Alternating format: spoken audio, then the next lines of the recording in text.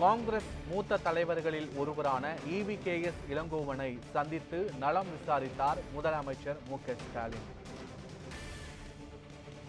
உடல்நல குறைவு காரணமாக சென்னையில் உள்ள தனியார் மருத்துவமனையில் காங்கிரஸ் மூத்த தலைவர்களில் ஒருவரான EVKS இளங்கோவன் அனுமதிக்கப்பட்டிருக்கும் நிலையில் அவரை சந்திப்பதற்காக முதலமைச்சர் மு.க.ஸ்டாலின் மருத்துவமனைக்கு நேரில் சென்று அவரிடம் நலம் விசாரித்திருக்கிறார்.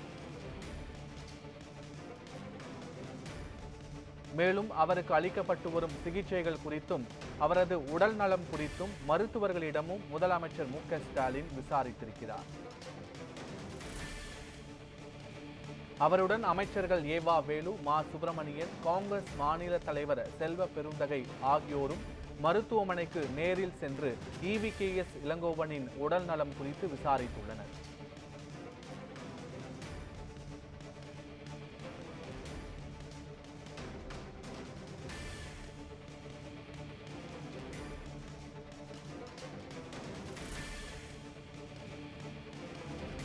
இது தொடர்பான முழுமையான விவரங்களோடு எமது செய்தியாளர் சாமுவேல் எபினேசர் இணைகிறார். வணக்கம் சாமுவேல், விவரங்கள் என்ன? பத்மநாபன், இன்று சென்னை அதாவது தனியார் மருத்துவமனையில் அனுமதிக்கப்பட்டிருக்கக்கூடிய காங்கிரஸ் மூத்த தலைவரும் MLA-வுமான EVKS இளங்கோவன் அவர் உடல்நலக் குறைவால் சென்னை ராமாபுரத்தில் உள்ள பிரபல தனியார் மருத்துவமனையில் அவர் அனுமதிக்கப்பட்டிருக்கிறார். அவரை இன்று தமிழக முதல்வர் மு.க.ஸ்டாலின் நேரில் சென்று அவரை பார்வையிட்டு மற்றும் அவருக்கு அளிக்கப்படக்கூடிய சிகிச்சைகள் குறித்தும் மருத்துவர்களிடம் கேட்டறிந்தார். மற்றும் அவருடைய நலனை குறித்தும் அவருடைய உறவினரிடமும் குடும்பத்தினரிடமும் தமிழக முதல்வர் கேட்டறிந்தார்.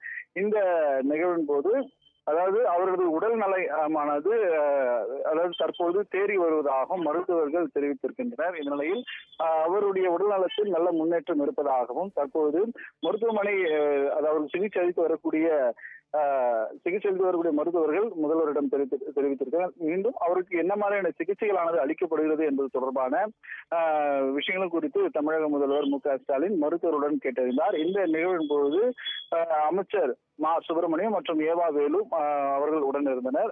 அதே போல காங்கிரஸ் கட்சி மாநில தலைவர் செல்வம் பெருந்தகை ஆகியோர் உடன் இருந்தனர். தற்பொழுது அவருடைய உடல் நலத்தில் தற்போது முன்னேற்றம் இருப்பதாக மருத்துவர்கள் தெரிவித்திருப்பது குறிப்பிடத்தக்கது.